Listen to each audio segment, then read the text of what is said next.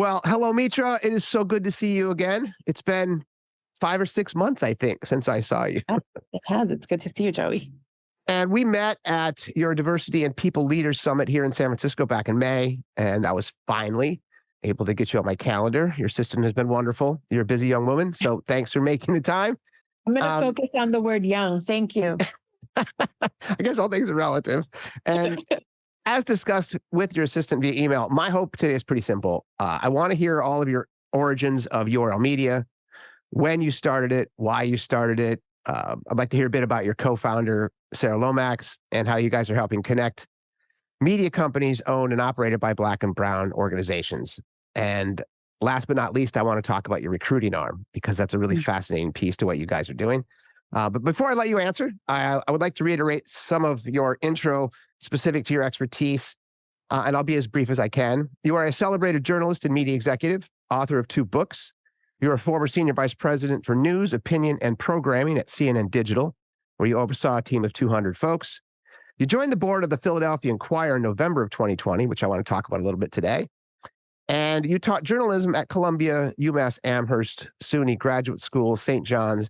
And maybe most importantly, you also served as a story consultant on season 3 of Apple TV's The Morning Show, which, by the way, is so good. And my wife and I love. So good. So yeah, we won't bore our listeners with that. But if you haven't watched it, it's fabulous. This latest week was good. Yeah. Okay, I bet. So yeah, I could talk with you off camera about that forever.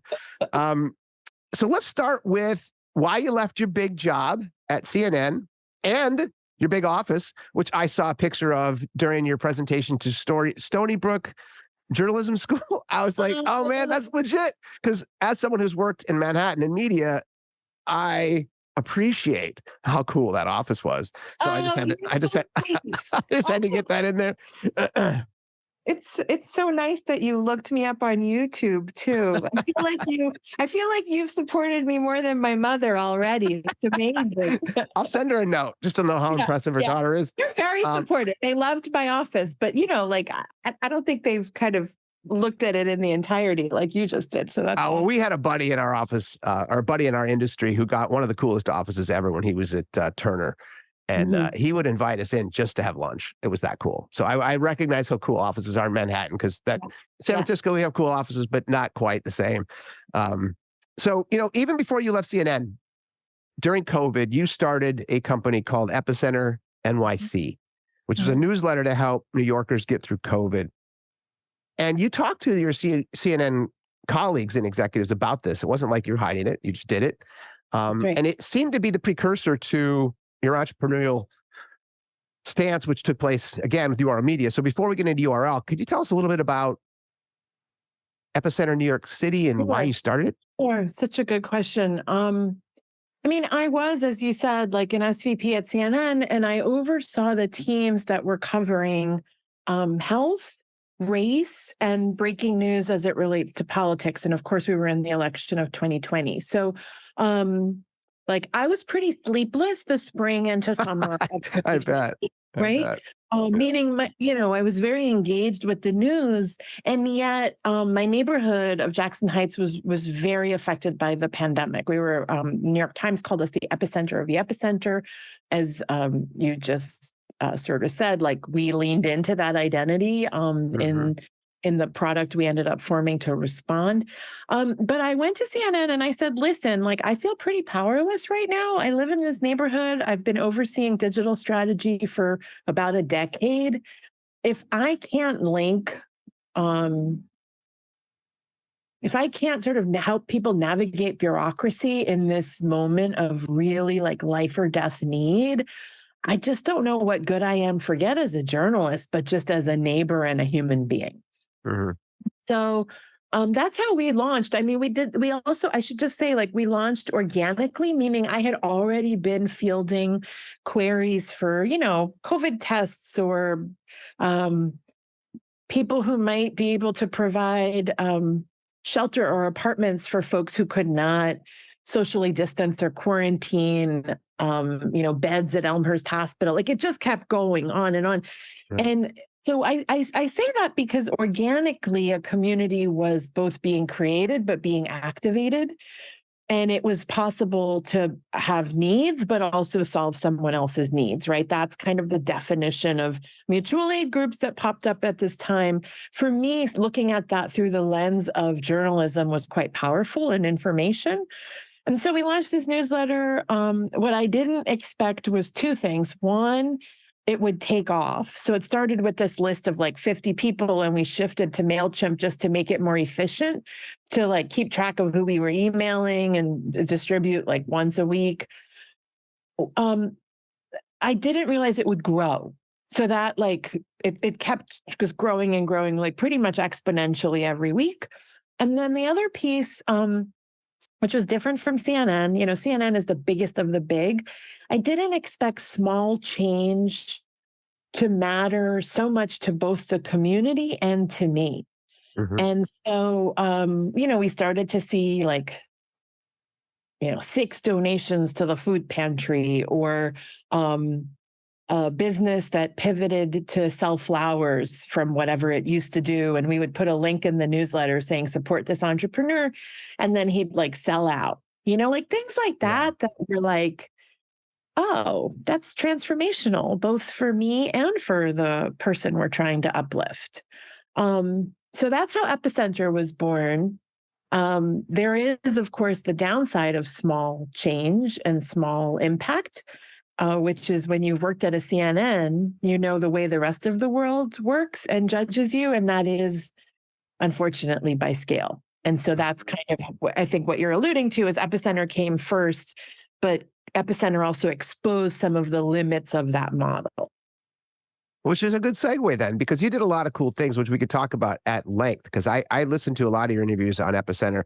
And the fact that you guys helped 10,000 people get COVID shots, and the fact that you helped people get proper information around the science of what was taking place through trusted sources. You did a lot of really good work. And I think that's really the central thread to everything I've read about you, is that you're always trying to help, which is super cool. We need more people like you on that front. And so you did mention in some of your interviews that, and I want to quote you directly, but it was that you said that March 2020 changed everything for me. And I think you're not alone in that. I just interviewed a young man who was a DEI consultant in Washington, D.C., and he wrote a book right after that. It was called Letters to My White Male Friends. His name is Dax Devlin Ross.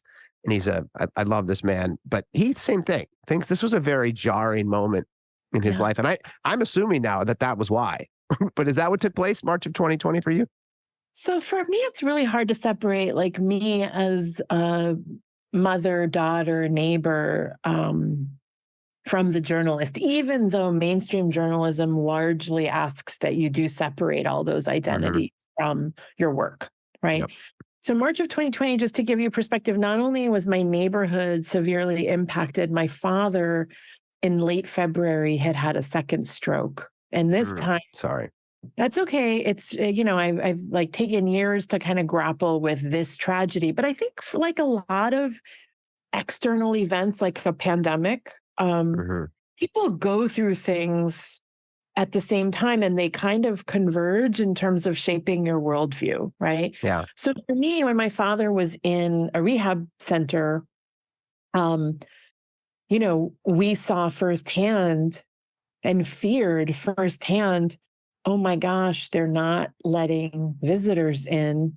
What will become of a patient who's compromised with speech, swallowing, cognitive ability without socialization? Because we'd seen on the first stroke how much the brain, those first few months are vital, right? So I think one thing is that we were in this mental space of kind of facing this tragedy again. Like it probably is one of the great tragedies of my life, what's happened to my father. And so for me, dealing with COVID and this family situation really impacted my lens on how were we going to get through this, but also how will others get through this? And anyone who has had to advocate for a loved one in a hospital knows exactly what I'm saying when I say we are the privileged, right? We speak English, we have access to some money, healthcare. We have healthcare, of course, that's the vital piece of that. And in my dad's rehab center, we had a doctor who said, Mitra, honestly, I'm not doing this for any family but yours, but you guys can, like, one at a time, I'm going to let you in once a day. And she sort of like gave us about a week or two until we could get him out. Now, meaning exceptions are often made for those who have access or who are privileged, right? Right. Yeah. And so we are from that cloth in some ways. It's not even as much wealth as it is those things I kind of just outlined, right? And the ability, again, I speak English. Like let's kind of go real baseline on the privileges that we have. So that when I say everything changed for me, my father, because my father raised us in a spirit of abundance. I don't want to cry when I'm doing this interview, but like we were raised with extra people in the basement with we didn't have a whole lot growing up, but like we were pretty like firmly middle class. But like if anyone ever came over for dinner, like my parents would give them the good portion of whatever they were serving.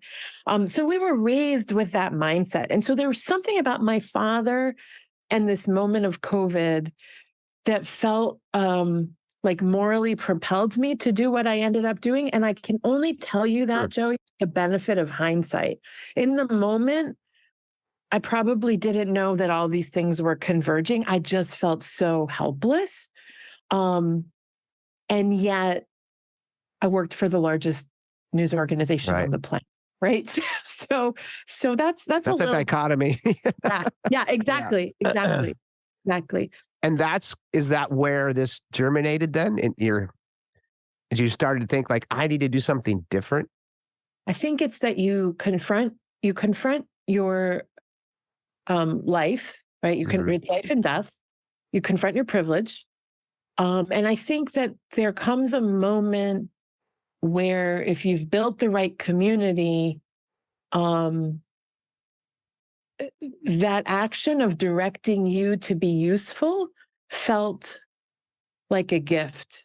Like it felt like, oh, people are turning to me, not in any charitable way, but like this is built on deep ties and like a turning to each other almost. Because certainly what I just described with my father was in rehab, like I turned to a lot of people for help too. I was running news coverage of these big stories. Like I was running back and forth between my parents' house, my house.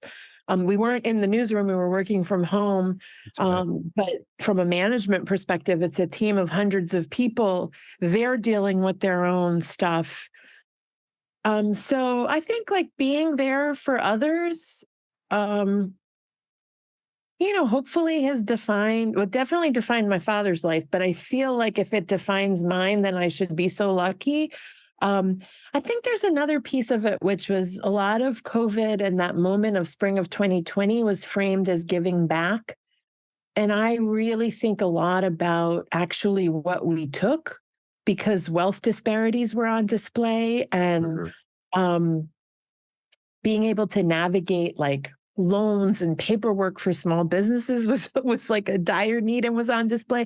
And so when I say like what we took, like I benefited immensely in my life from a loving family and a supportive neighborhood and restaurants that I have. Like, again, like you can probably hear it. Like I love my neighborhood. So like I would put restaurant owners and their cell phone numbers in my phone because like, sometimes I might need them to drop something off on their way home, or like we kind of develop these and now they in exchange might say, can you help my kid get into kindergarten? I don't understand this. Like that's the neighborhood I live in. And that's how I've lived my life. I think all that came to a head during that spring of 2020. And then was the Epicenter's New York City launch, did you get to see firsthand that a lot of these communities were underserved specific to media, right? They just didn't have access to a lot of the stories. They didn't watch CNN. They didn't watch other major broadcasts, or they weren't subscribing to the Times or the Washington Post, or they just didn't have access to things. And then specifically, not just New York City, but Black and Brown folks. And that's basically just to help our listeners understand URL media is that you are now utilizing all your experience as a journalist and a media executive. And I'm just using your terminology here. You're connecting advertising and content with Black and brown media companies who don't understand all the intricacies of digital media and the new business models at large. So do you want to tell us a little bit about URL media and why you started it? I think that's maybe a good place to start. Yeah, no. So we're making this difference as Epicenter. Well, guess what? If you're Googling, where can I get a COVID test in Jackson Heights, Queens, Epicenter is not going to be your first Google result, right? If you are looking for size 4 diapers in Queens, you're not going to see that our newsletter is asking people to donate them to the Lions Share food pantry, right? And so that's where I say the economies of scale, especially in times of need, scale doesn't always serve those who are the neediest, right? And so I was frustrated by this because I felt like we were making a difference. But for some people, your first stop when you're looking for help is still the internet, right? Yeah. The other trend I was seeing was that small businesses were being asked to navigate relief for their businesses in this like Byzantine system online when it was so clear they were not equipped for that world, right? And like it keeps going with small businesses. And I really do kind of relate to small businesses as a fellow small business myself. I think that's one of the strengths of an Epicenter, and it's the strength of a URL media. But, you might not have the marketing or the video on social or an Instagram account. And so I just kept seeing that these were needs. But again, like kind of communities and ethnic media sometimes felt like they were missing each other because we still rely on mainstream institutions for delivery and discovery. So I thought, well, one of the resources I turned to for Epicenter and amplifying, eventually that like we could help people get vaccines and access tests and masks and other resources was the ethnic media. I knew people at the Haitian Times, I knew people at Documented, and I knew people at TBN 24, which is a Bangladeshi live streaming channel. That's just in New York City. And I saw that by working together, we could often reach more people, but also that our communities had many overlapping areas of interest. And so I thought that's interesting because these overlapping areas of interest are still not rising to the level of a CNN. But what if there were many such communities that could help each other in the same way that we are? In the case of what I'm describing, we were largely just sharing content, right? Right. And I thought, well, what if we could share content? Like, does that make us feel bigger? And also, like, I just have limited resources. I can't have a newsroom of hundreds of people.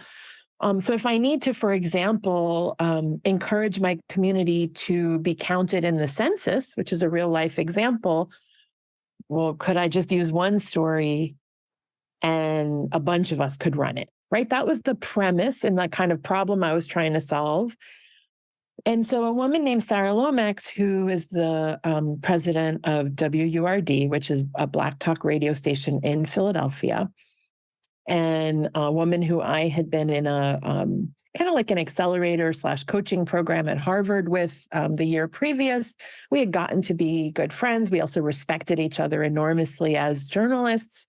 And so as I was going through this, I called her, and it was right in the summer of 2020, which you might remember, most headlines were about George Floyd and kind of the reckoning. Is there a reckoning?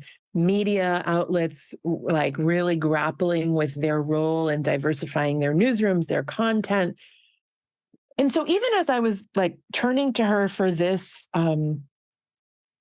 like business dilemma of like discoverability and scalability and distribution, we also were contending with what felt like a revolution, right? Is this a moment? Is it a movement? Like we were like, we don't care. It's something. It's something. Something is happening right now. And so in that like kind of exchange with each other, Sarah said to me, I feel like we should do something. And I said, well, Sarah, you've been in Black media for 30 plus years. If you think this is different, I think this time is different, right? Like I'm going to trust you. You're the expert. And so we banded together and we said, look, if we could solve for what we need as small ethnic community media operators, maybe we could solve it for a lot of people. And actually, maybe more of the internet is like us than is not like us, right? Because remember, like when the internet was good, my favorite part was discovering blog posts or a voice on Facebook, and you could just hit share and suddenly you're like, oh my God, this guy got shared like 60,000 times, right? Like that's when it was good. And what ended up happening was that like CNN, the New York Times, the Washington Post, NBC, and again, I've worked at some of these brands, the Wall Street Journal, we all ended up writing kind of the same story in order to find audience and outdo each other, right? That became the game. And it was a game, right? And we said, what if we wouldn't have to play that game where all of your content ends up being like what I call the National Donut Day problem, right? Like everyone's writing about National Donut Day, but nobody's writing about where to get a damn COVID test in your neighborhood, right? Like meaning the local coverage that matters. We said, what if we didn't have to sacrifice who we are in order to scale? And that our definition of scale would be the ability to rely on each other and really kind of keeping revenue hand in hand with the content piece that I'm talking about, an audience. What if we could upsell advertising? Because right now, an outlet like Epicenter, and I know this because I've sold nationally and I've sold locally, and you have to work 2, 3, maybe 10 times as hard to land the deal as a local news outlet versus the national news outlet, right? And your audience is actually so much more valuable. It's targeted, it's loyal, it's direct. And so armed kind of with lessons from the CNNs of the world, like I always say, like I had to work at the biggest of the big in order to help the smallest of the small. I had to understand how these economics work in order to say, gosh, actually, we're like really valuable audiences because we do have trust and loyalty. What we don't have are resources and access. What does CNN have? CNN every day was a trust conversation. How do we get people to trust us? I don't have the trust issue. I have the resource issue. And so it's kind of this inverted problem. And so we said, could URL media solve by helping outlets access this advertising, charging premiums for it, right? Could we share content to feel bigger than we are? Could the actual fact that we are rooted in an audience and of service to our audience and looking at communities in a narrower way, could that actually be an asset? Because it's so clear in who its audience is versus the problem of trying to serve everybody and thus serving nobody, right? That's how it was born. We thought we might syndicate content. We thought advertising would take off right away. As you probably know, because you've done your homework, that's not exactly how it worked out, but that was the premise. And so in January of 2021, days after the inauguration of Joe Biden, we announced the creation of URL Media with 8 partners. And we say, we're launching this. URL stands for Uplift, Respect, and Love. And we kind of stake out that we're going to do things differently under this premise that we don't want the next 4 years to look like the last 4 or the last 400. So we really leaned into not just the Donald Trump era that needed to help us redefine media, but really like, let's look at all of the systemic, right? That was the word we kind of leaned into in the latter half of 2020. Let's look at these systemic forces that are against us and just once and for all, let's solve for them.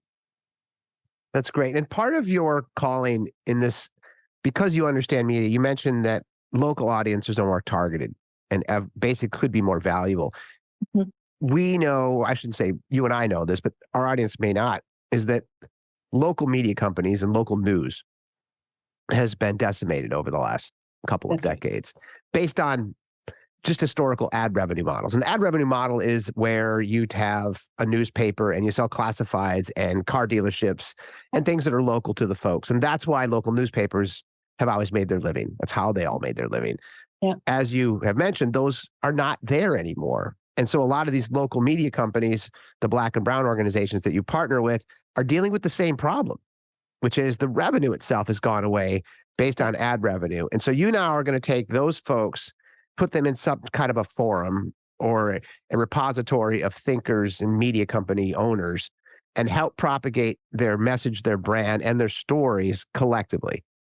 That's Correct? right. And yeah, and that's right. And I also think that there's a modernization that you alluded to earlier. I think one of the great things about each of our partners is that they do have direct audience, and you cannot underestimate how valuable a media company with a direct audience is right now. We saw value in that 3 years ago, right? Okay. So that direct audience is different from the BuzzFeeds and Vices and kind of Who are bankrupt, by the way. Right. That's right. Right? That's right. So for our audience that doesn't know yeah. that. Yeah. So it sort of did catch up, this idea Yeah. of not having a loyal user. That's one. The second is what you're alluding to of how do you band together? One is just your audience plus my audience plus this audience gets us today with 22 partners. It gets us to about 25 million users. Okay. Right.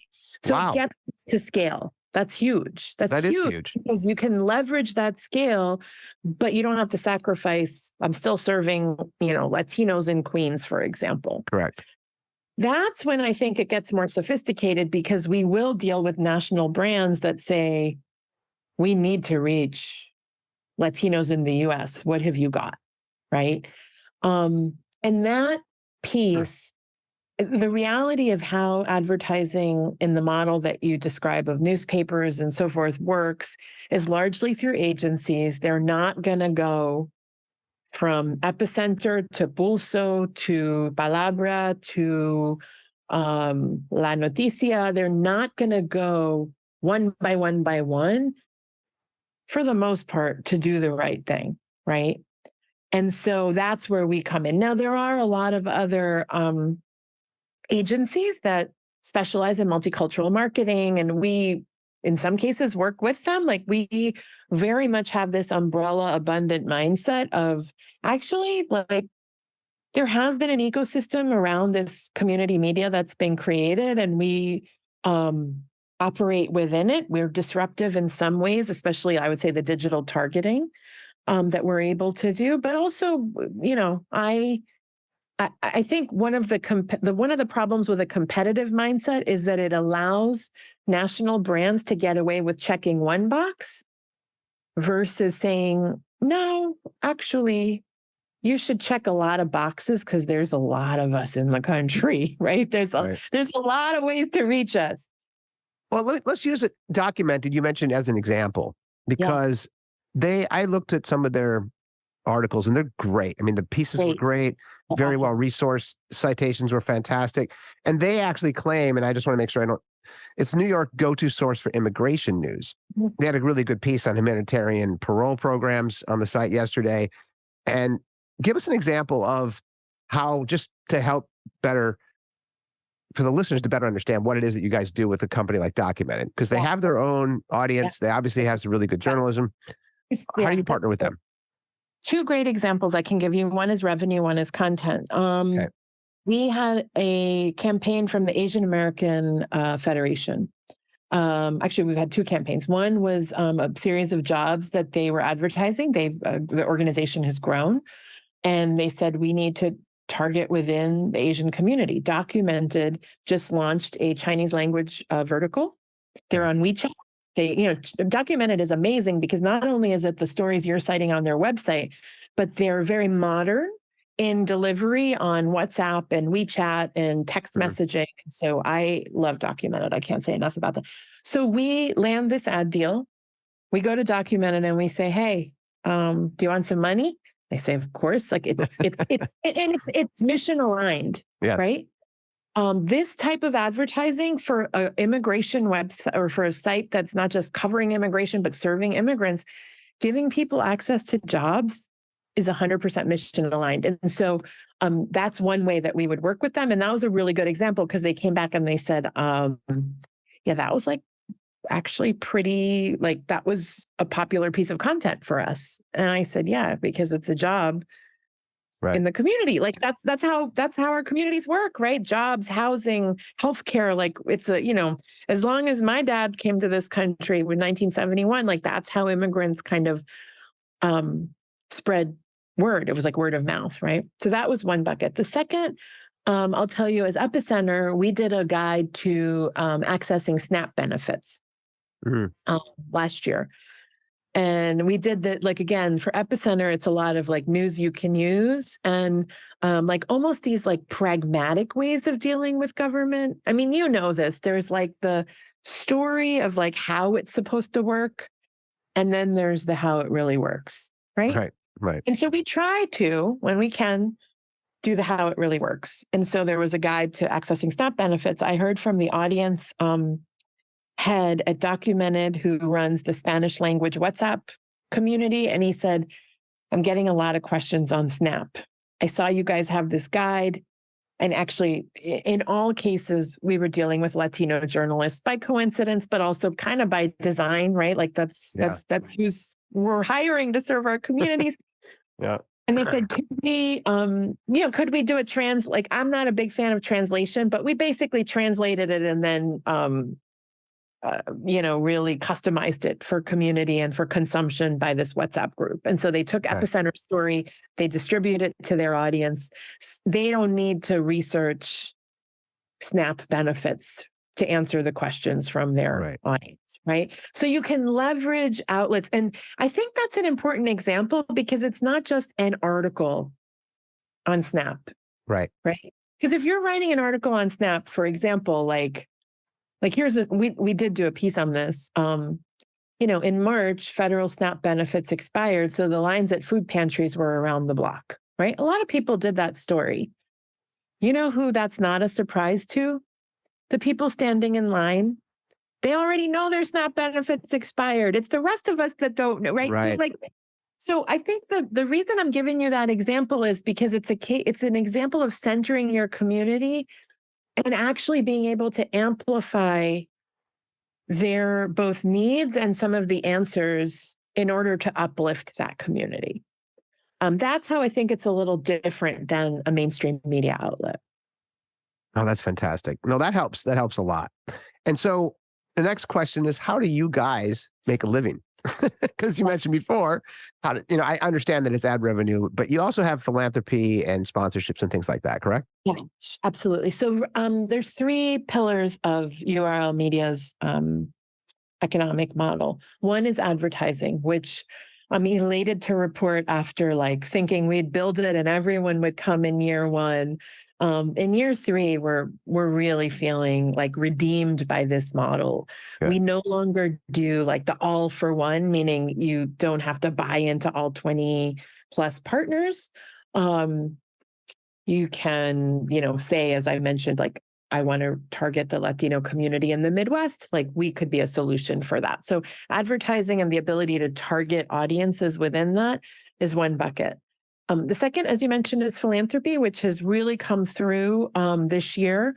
We started with a $25,000 grant from the International Women's Media Foundation. I am forever indebted to those ladies. They were all women who believed in us in order to launch our website. So philanthropy helped get us here.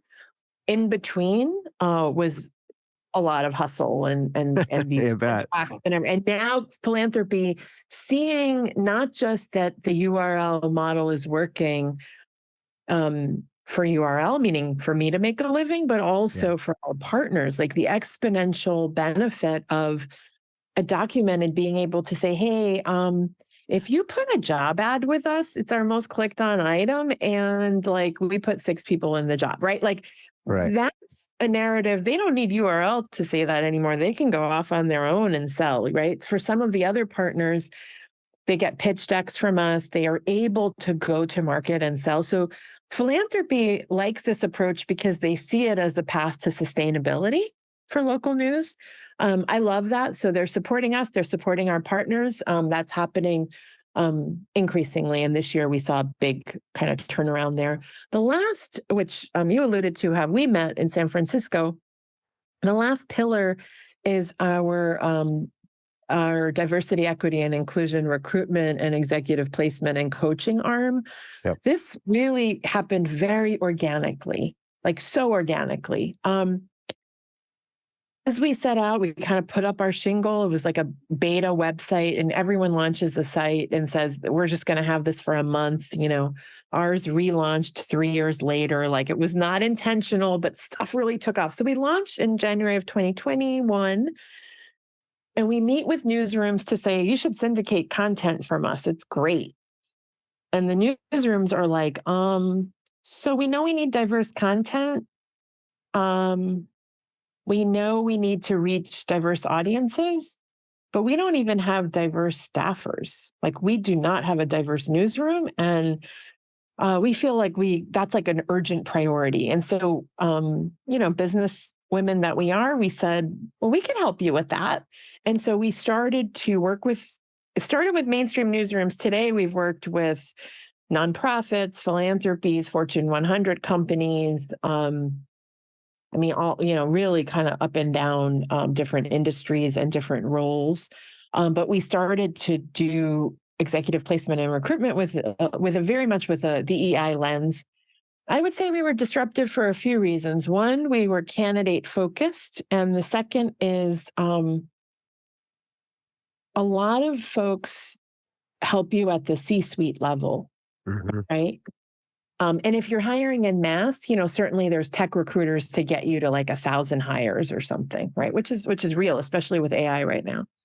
The middle portion is where it's really hard. And there's two reasons for that. One, it's not as lucrative for companies to recruit in that space.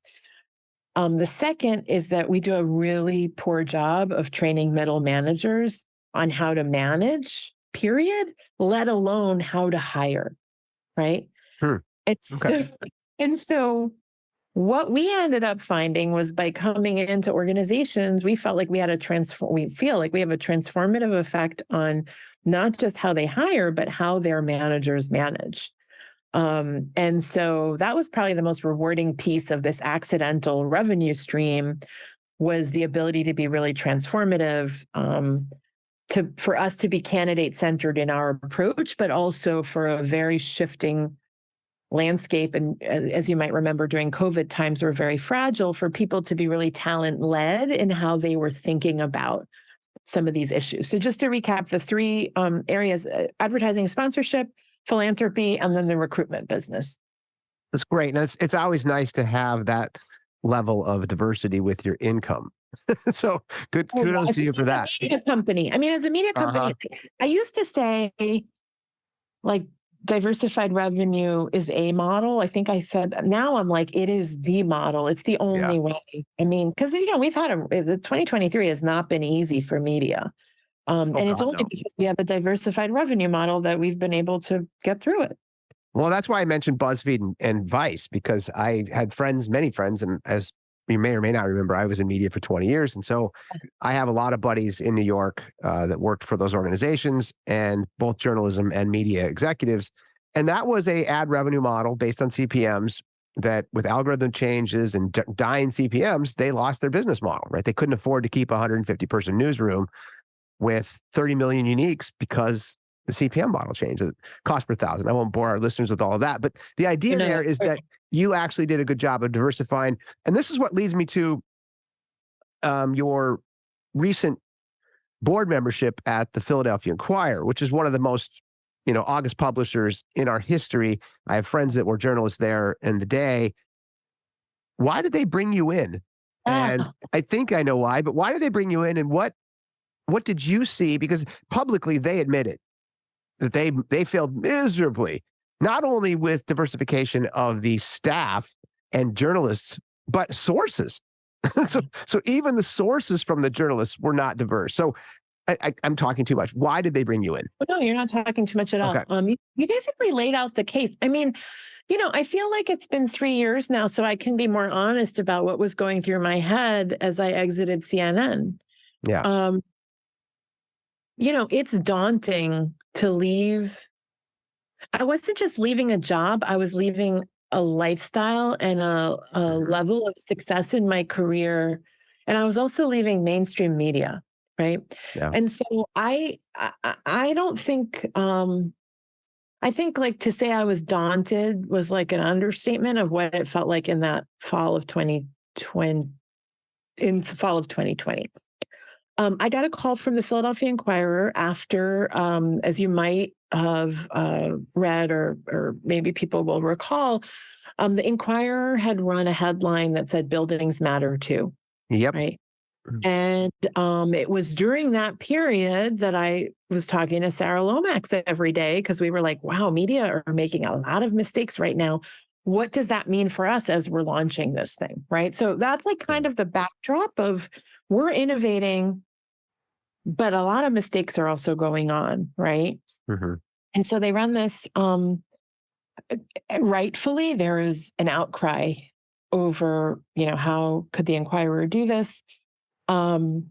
It led to some departures.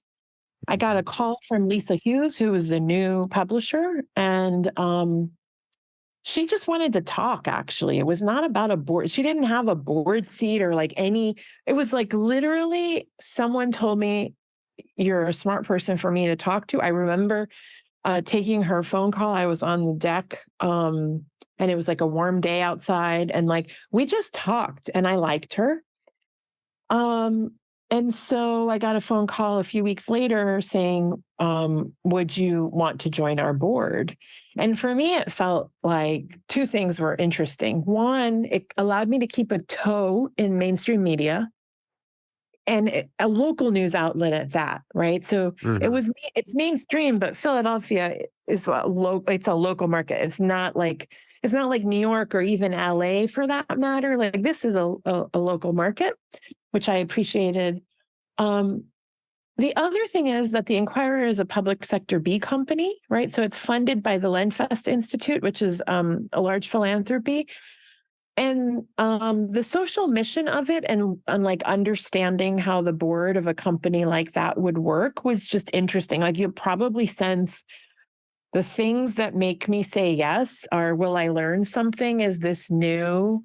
Does it feel purposeful? And the Inquirer kind of, it was like check on that front. They admittedly were trying to diversify their board. But here's where, and you and I know this, you cannot separate diversity from digital prowess, right? So it's not just that I was a board member who happened to be a woman of color. It's also that I, like the first thing I ever did with the Inquirer newsroom was about live news coverage. It was not about race. It was not about DEI, even though arguably everything I do is about race and DEI, but it was about breaking news coverage, right? Meaning I have other skills I bring to the organization.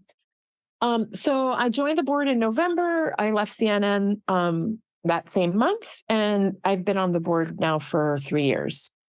And have you seen progress? I obviously seen progress. Do you see progress that is encouraging, or is it slower than you'd like to see it? That's a good question. It is encouraging. Like the DEI progress is a part of every board report that we get. I think that the challenge, both for me in talking about this, but also in living it, is that it's never fast enough and it's never enough, right? And so, are there moments where I'm frustrated, or I think, gosh, we made 2 steps forward and then 1 back, or I'm the only one who sees things this way. Like, am I, and I think, and I also say this about the Inquirer board, I say this kind of writ large for so many of us who are trying to transform mainstream institutions. Like, it can be lonely. It can feel like a boulder uphill. It can feel like, is this worth it? And so for me, I always picture like, what if I wasn't there? Right. And if I wasn't there, then would something never have been articulated or discussed or understood? And so I think a lot about this increasingly as a process versus an outcome. Okay. And so much of diversity focuses on the outcome. We want a woman of color to take this job. That's great. You want that. What does she want? Right? Like, Right. what have you put in place to get to that place? And so I would say a lot of my work with the Inquirer that I'm proudest of is focused around the process of being accessible to that newsroom, and then of raising kind of non-traditional ideas that are both rooted in digital and diversity to the organization. That's great. And you did mention that a lot of recruiting roles for DEI specifically were at the C-suite level, and that you guys are kind of specializing in the middle management layer as well, not only in the placement, but actually coaching these middle managers to understand this importance and how to weave it into the system a little bit better. Are you seeing that in your practice now? Are you helping journalistic newsrooms diversify both at the reporter level as well as the source level? Is that something that's happening at scale now? So the source level, it really ends up being a hearts and minds of the reporters and editors themselves. Okay. We definitely, I would say one way we do that is just through our own content, meaning we have a website that's updated several times a day. And I guarantee you the stories you'll see at URL Media are different than those you're going to see at the New York Times or CNN, right? Oh, very. Yeah. So that's where I think diversifying sources includes diversifying your news habit, diversifying your own sources of media consumption. And I feel like we're really doing very well in that space.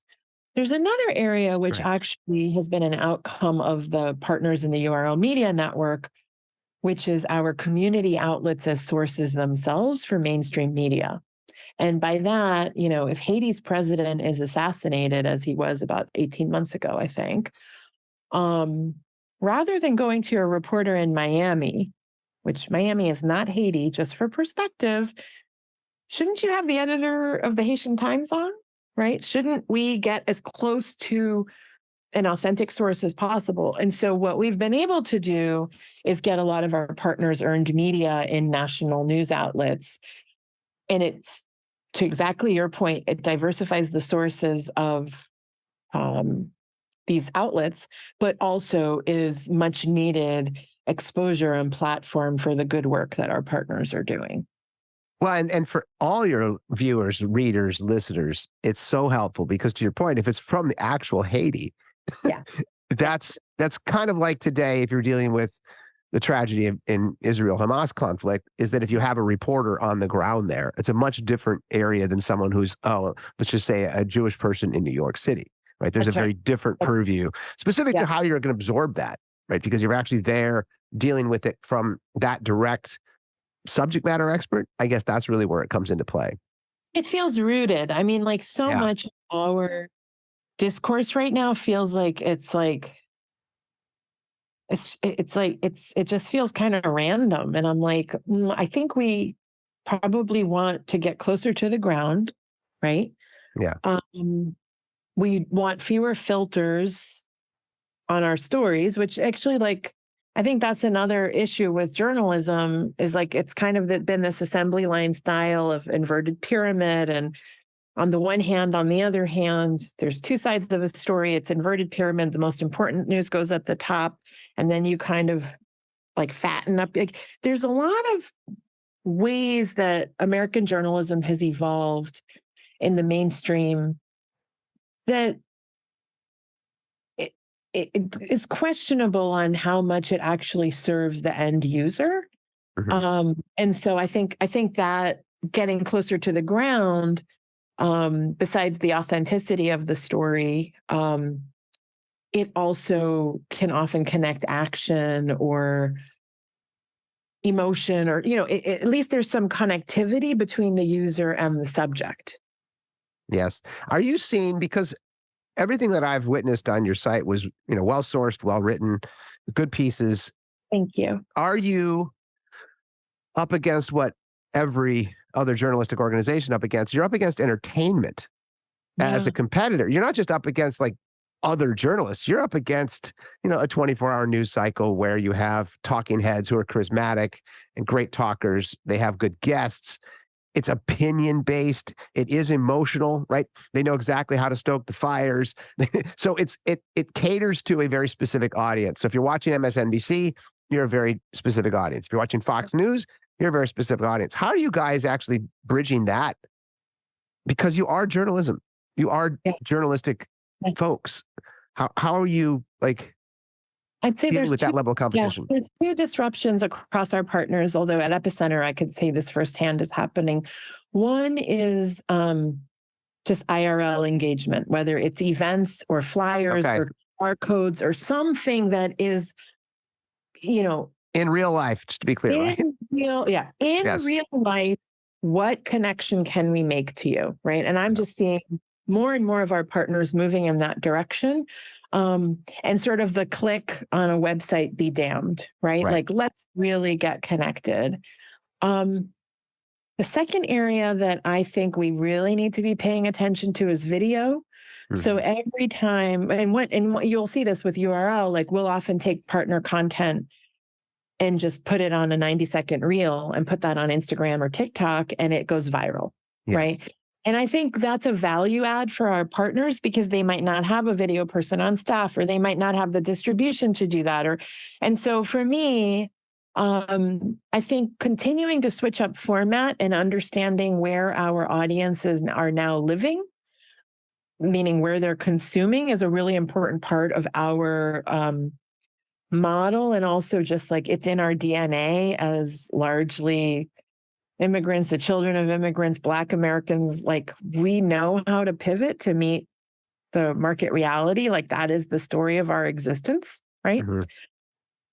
The one area that I think you were getting at that I'm really glad you asked about is the entertainment competition, because what I don't think we're doing is holding the platforms to account for yanking out like the chair from under us, from like links and credible information. And so if you're me, like, you're Epicenter, you never really had a chance on Facebook or Google, let's be honest, right?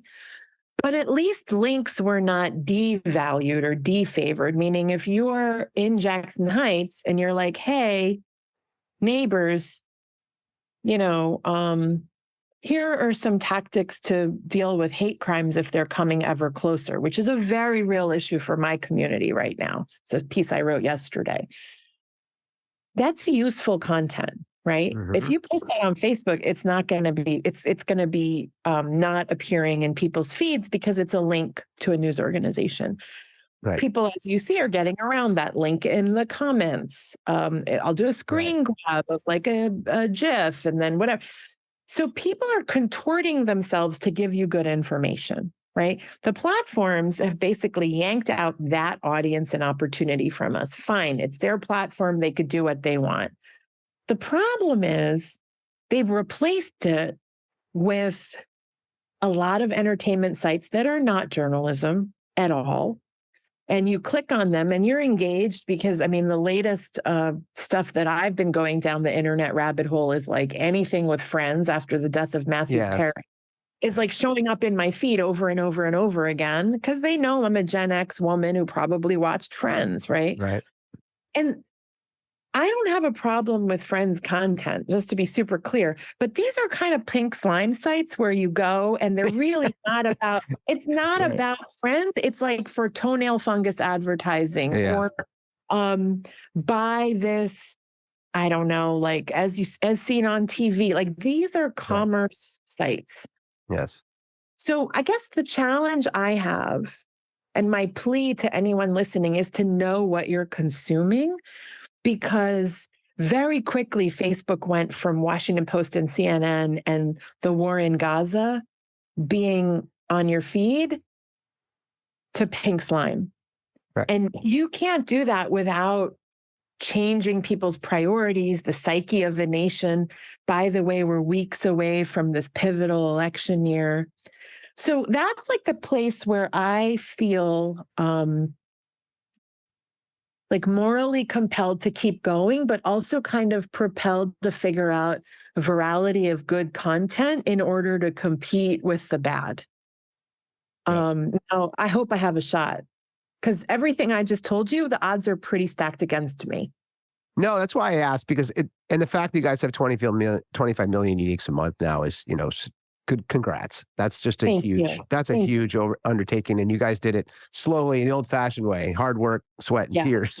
So I know that's not easy to get to, but I think that's really what I think is unique about what you guys are doing is you're using your skills, your hub and spoke center to actually lift up all of the boats around you and share your resources, your technology, your pieces, and your content to help local communities actually get information that is important and relevant to them. Correct? Yep, that's right. That's right. I mean, and also you hope that those intersections are also where people meet. So in case you're Indigenous and not on Native News, which is like pretty unlikely because it's the largest web portal for Indigenous Americans that there is, but like, could we introduce you to Native News content? Because if you care about Indigenous issues in America, which hopefully should be all of us, like this is the place you go, right? Right. And I still have faith that people want to go to that source, right? Like I still have faith that that's the better source, but also that people want to be connected to the better source.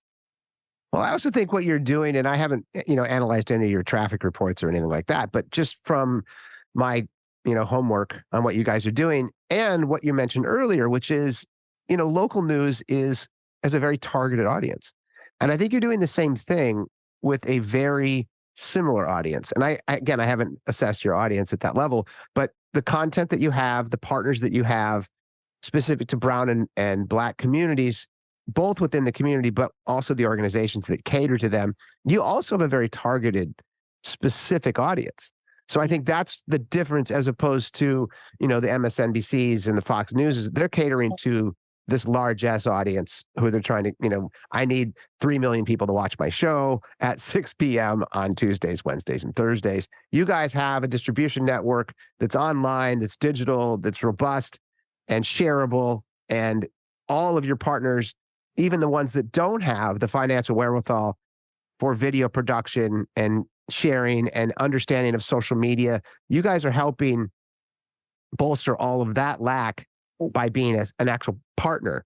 And so your consortium itself is much larger. The sum is greater than the parts, that kind of thing. Oh, the sum is always greater than the parts. And also, like in the spirit of abundance, let me save you guys some time. Like, here's our research into health plans in whatever state, right? Like, we really do operate from the non-competitive sharing of information is ultimately making all of us more powerful. Well, I have 3 or 4 more pages, which I can't get to because I promised your assistant I would let you go at 3 o'clock. It is 3:02. You've been wonderful. How can our listeners get a hold of you? What's the best way? Sure.